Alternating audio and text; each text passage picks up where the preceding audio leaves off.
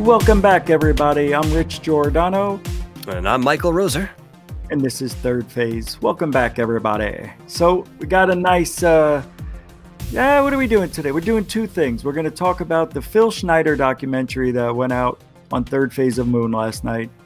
Unbelievable. And then we've got an exclusive. So far, it's an exclusive to Third Phase, and we're going to break it to you. These photos that were collected from Google Earth. You know how the Google Earth little robot car, I don't know if it's a robot car, but they go around, take pictures of everything. And this way we have the maps and everything's up to date. And there's something that was captured that has no explanation. Michael, you've seen the picture. We're not going to talk about it yet, but your first reaction seeing that thing? Well, my first reaction, before we get into the analysis was, this is pretty incredible. This is an interesting catch. There's a different color than we usually see in some of these sightings, along with a couple other small anomalies surrounding that. So this is really interesting, and it appears to be solid when you're looking at it. What about you, Rich? What did you think when you first saw these pictures? You don't want to know. No, I do. No, I do. I know. I said I do. Well, I really the first picture I saw, my first instinct was this can't be real because I've never seen anything like it. I'm thinking, okay, maybe it's Photoshop but there's many pictures here. I think there's like 8 or 9. A couple of them are duplicates, so we just scratched those. But I've never seen anything like it. The color is weird. This whole thing is weird, but we'll talk about that after Phil Schneider, and you guys hang around for that, because when I say weird, Michael says it's different. It is. So I think you'll enjoy that. But we're going to start off with the true story of Phil Schneider documentary. We're going to give our review and given it's just our opinion on Phil Schneider and what's happening here in this documentary.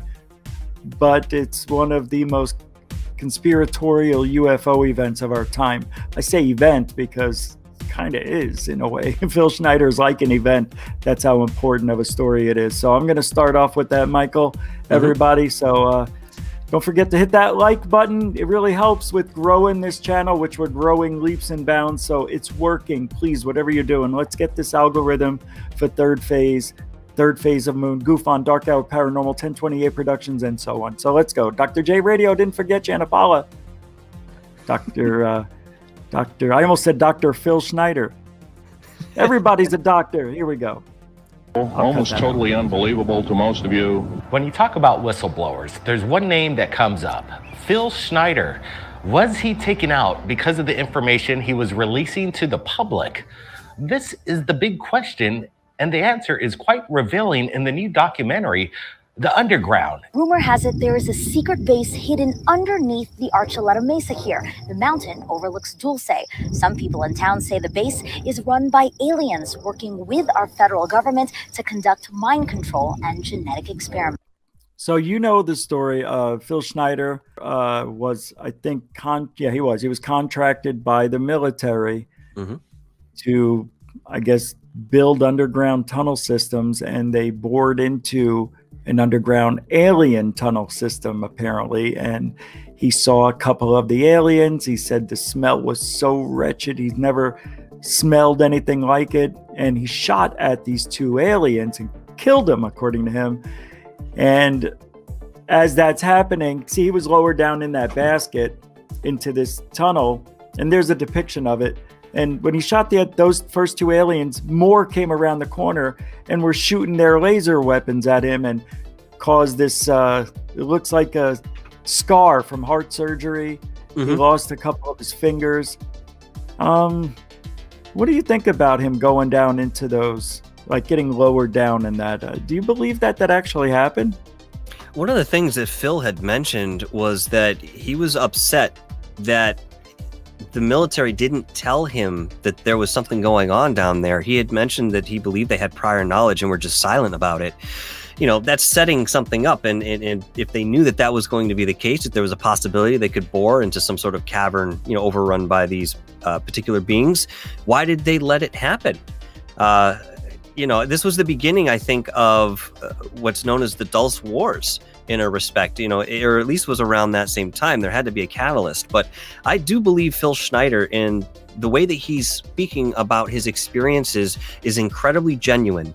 Now, if you watch some of the lectures, not to be too long-winded here, but if you watch some of his lectures, he's quite dry when he's presenting this information. He's not an entertainer. He's not a performer. He's just an average guy standing there telling you what happened in his experience working for the government. So, you know, along with the physical anomalies that he is displaying, along with some of the materials that he said he was said to carry around with him, which you weren't allowed to touch, but you were allowed to look at to whatever length you wanted. You know, and the fact, and I'm going to throw this out there, the fact that just about every lecture that he had, he was talking about people trying to kill him. And at one point, there was, I believe, 13 attempts on his life. They got him the 14th time. But the last lecture that he gave, he said, listen, if you find me, and he was repeating himself, if you find me dead and it looks like a suicide, it's not what happened. The name of the documentary that's on Amazon right now is called The Underground, A Hidden Reality. It's available on Amazon Prime. I've watched it twice.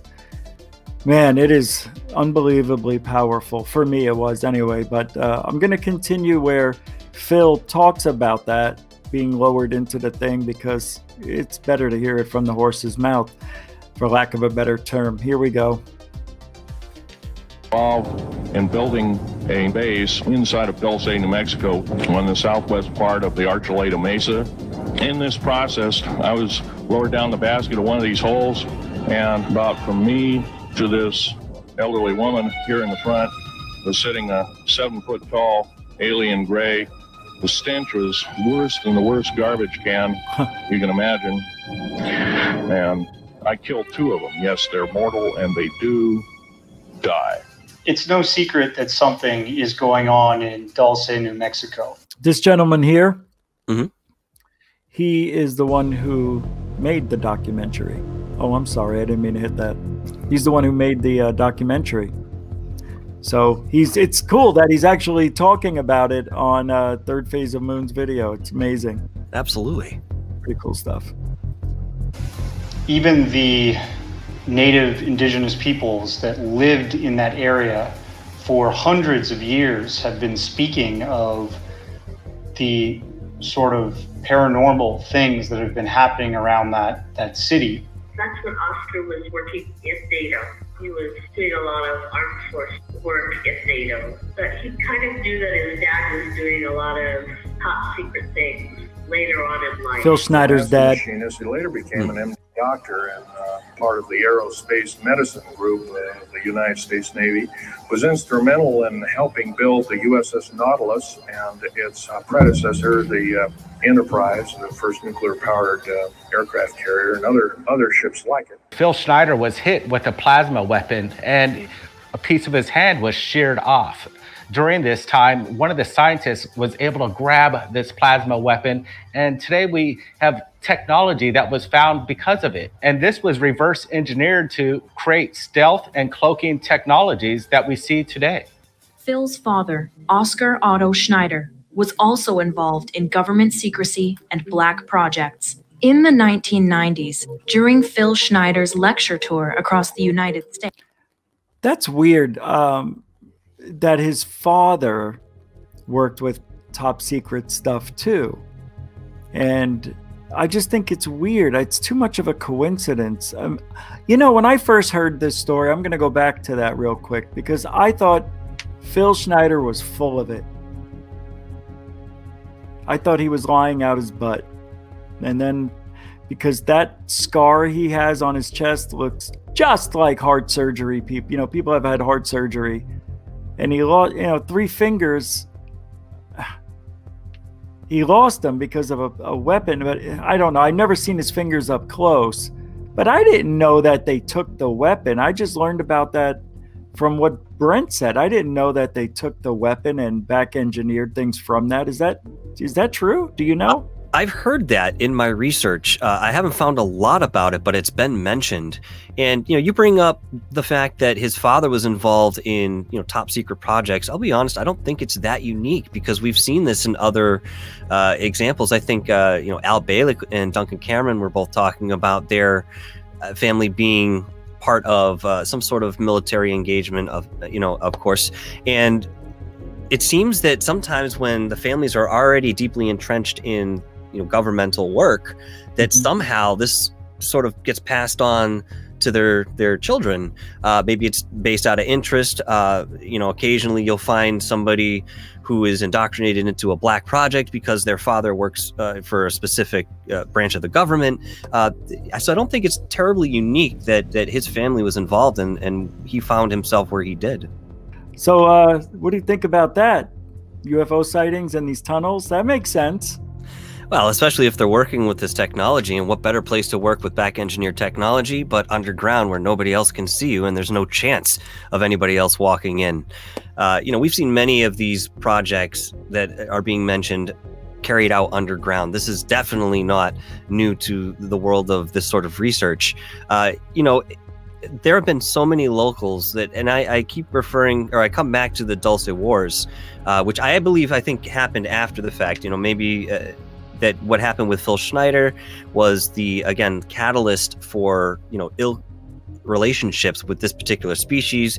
You know, they decided to at some point have more of a business transaction, and, you know, something blew up. That's a whole nother topic in and of itself, but it's just, again, another bit of information that tells us there might have been a base there. And again, I mentioned the locals, and there are stories of, after this conflict happening, them actually watching people, scientists, engineers, along with alien bodies being pulled out of this base or this mesa and being taken to wherever. So, God, I don't know, man. I just think there's something wrong with this story. A lot of things don't make sense to me. Phil Schneider died under suspicious circumstances. He did wind up having some health issues, but I think 6 out of 15 of his friends were died under mysterious circumstances because they knew of these secret places. So he thinks that anybody who had to work with these or had knowledge of aliens being there, they were taken out. And this guy, Phil Schneider, was going around and on the UFO, around the UFO community on the circuit, talking about it to everybody and saying, look, I had my fingers blown off. He lifts up his shirt. He shows everybody the scar. And, you know, I don't know if I believe it. I really don't. And he might have just died by accident. But again, you know, why would he be putting in the effort? And we only see what he's presenting in that sort of, again, effort. There were many people that he befriended in the field. And I mentioned Al Bielek before last night, I think in the chat. He knew Al Bielek very well. And I mean, there's just so many different networks that he became entwined in. It just, to me, it looks like, well, why are you doing this? You're talking to these other people who have outrageous stories, but they believe you too. And all of a sudden you see this gathering of, you know, big name people that we now know talking about their experiences, and they may not be the same, but the fantastic nature of them is parallel between the stories. So again, why would somebody go through such effort and continue to keep that up and to tell people that people are trying to kill him, even giving you a number each time? You know, each lecture was, 9 attempts on my life. Next lecture, 10 attempts on my life, you know, and they were all various ways. There are some interesting aspects of the story to look at and perhaps scrutinize, but by and large, this holds something. There's some truth here, man. The guy who saved him, where's he? I don't hear from anybody else who was with him. Just his story. Where are the corroborators? Co-workers. No, you raise a good point there, Rich. One thing I'll comment on what you just said there is, you know, this was some time ago. He did die, I think it was January.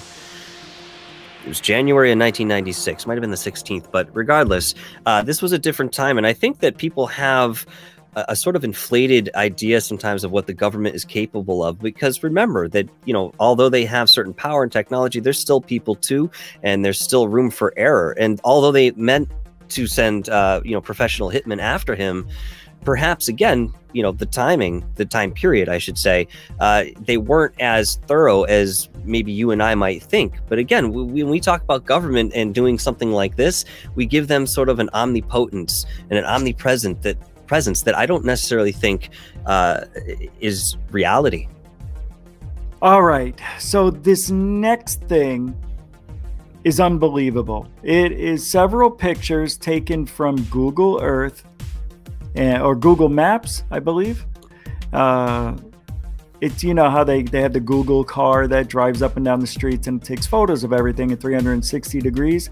Sometimes people see things that we can't explain, and I'm going to show you the first picture that was sent, and here we go. I warn you, you've never seen anything like it, and hold your judgment until you see them all. Here we go. So there it is. We see this, don't forget, this is from the Google car that drives up and down. And you got the streak right here. I'm going to ask you, what do you see here? What do you think? We'll go through the other photos, but your first impressions. First impression, honestly, was that this was a glare off of some sort of lens or something in front of the camera. And the reason I thought that was because when I was looking at the most central point in this V shape we have here, it almost looks like the telephone wire is behind it. But as you get a little bit closer to it, you can see that there's a bit of translucent towards the edges, and yet you can still see it kind of coming through. But this, again, was my initial thought when I first looked at it, and then going through some of the other photographs. What I'm saying now in respect to it actually being in the sky, in the background, the way we think it should be, I think that that's exactly what it is. But that was my initial thought. What about you, Rich? What did you think when you first looked at this? My initial thought was, well, it's Photoshop, because it looks like it's disappeared, though, the wires. And I know that it's just it could be an artifact. It depends on a lot of different factors. You know, it's the camera that's being used, the way it's stitched up, or maybe these photos. I don't know, man. You know, it's one of the weirdest things I've ever seen as far as Google Earth goes, or strange anomalies. You know, it looks like something flew. Let's look at another picture. All right. Hold on a second here. Pretty bizarre. Here we can certainly see that it appears to be in the sky. So if this isn't photoshopped or inserted in some sort of artificial way, then this is in the sky. This right here, you could see a circular thing right here that is in almost every picture. These three dots are not UFOs. This is a cloud. We'll prove it here in a moment. Don't forget, this is a Google car that's taking photos, and this is one of them pointing at the sky. And it's in them. Now, it's not near the wires anymore. Obviously, it's somewhere else. You know, it's moving, and it's taking these pictures in succession, basically. So let's move on to the next one. This is a great example. Oh, no, how do I want to say this? This is a great sighting of sort, because there are multiple pictures from what appears to be different angles. So we're not working with just one picture. This is awesome. No doubt. Yeah, exactly. And a lot of people, like when I showed you the very first picture and it was covering the wire, that's just because I think it's the Google car. And I just think it's an artifact that we see that a lot with objects that, even though they're far away, they look like they're closer with another object in the foreground. So this here you got a really good view. You can see the circles still here. It looks like, man, I'm not sure if something flew. Like, here's what I see. It looks like the object was gaining speed, and then when it was going through, if this is a portal or Stargate of some kind down here, it just went, and that's when it disintegrated into the form to go through the, because here, you know what I mean? It's like, Sure. I don't know any other way to describe it. It's almost like a shock wave. Well, we can see as we look at these pictures that it certainly does have what appears to be a nucleus of sort there in the middle, you know, like a yolk. It reminds me, just looking at it visually, of like a spider egg or something. But it does appear to have motion, which, you know, is evident in some of the other things around it, the other anomalies. The weird thing is it almost looks like this could be a swirling. You have to really look up on a big screen to see what I'm seeing, I think, but it is weird. Let me show you the other ones here. It's something I've never seen before. Is this a triangular craft? Is it still there? Are we seeing a cloaking? That's what I was wondering. Yeah, that's what I was wondering. Maybe that circle, or I mean, if you look at it in some of the pictures, it almost has a triangular shape to it. Right here is a good example. You know, maybe I thought this too, that this ship could be cloaking itself and we're just seeing some little part of it coming into manifestation, or it's just going into cloaking and we're seeing the remnants of its physical form moments before. But, you know, with the fact that this car has been taking pictures at different angles, it appears that it's sort of persistent, staying right there in the sky. So if it's not moving, that's weird. Yeah, I don't think it is. I mean, I think the object is moving. Yeah, I think the object's moving. Now, in these next couple of pictures, I like this. Now, you're going to get some good referencing going on here. Now, you got this cloud, which is pretty triangular. It's kind of cool. Doesn't really mean much. I see them all the time. But you can see a better image of whatever was flying this way, or maybe it came through this and went this way. Yeah, nobody knows. But are we seeing cloaking technology by the Google car, or are we seeing, you know, some sort of Stargate portal? I don't know. So here we got this. Now watch, I just want to show you something. You can see that it will be moving.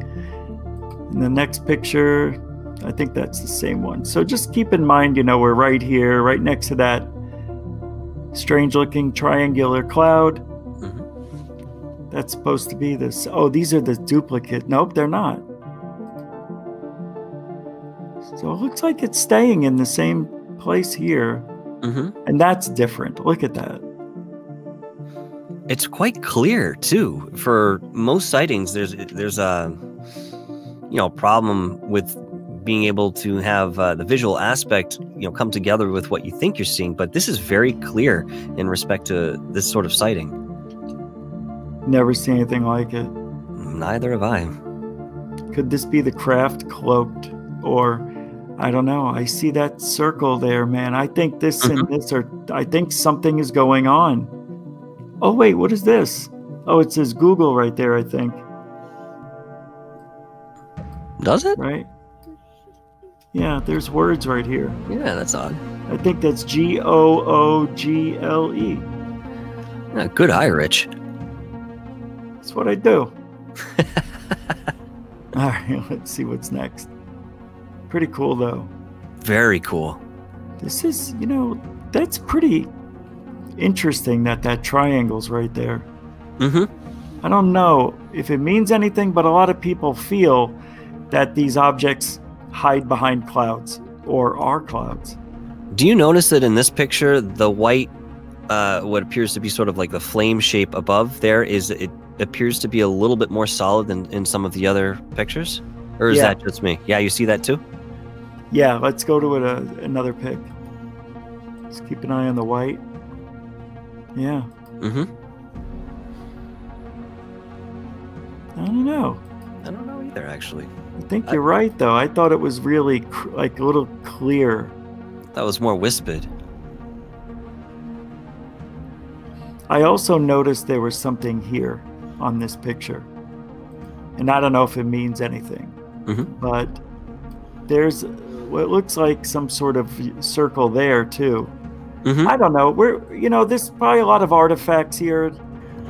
You know, because it's the Google Earth car, And I've seen a lot of strange anomalies, especially in the sky, where they do the stitching because it's not buildings or street names.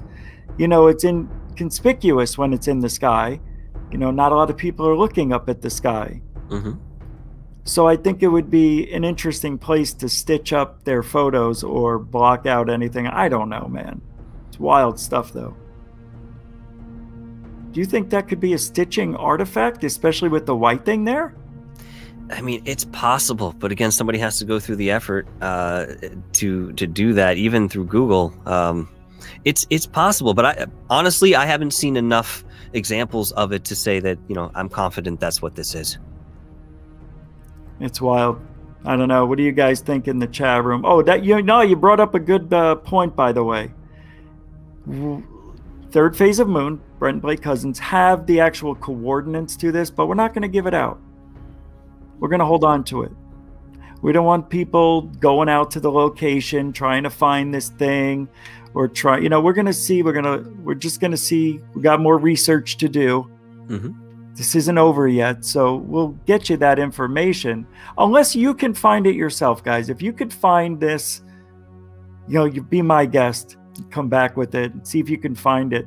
Where is it? I don't even know where this is. Let me double check where it came from. Oh, I don't know where it came from. Yeah, I don't know. It just says rather odd.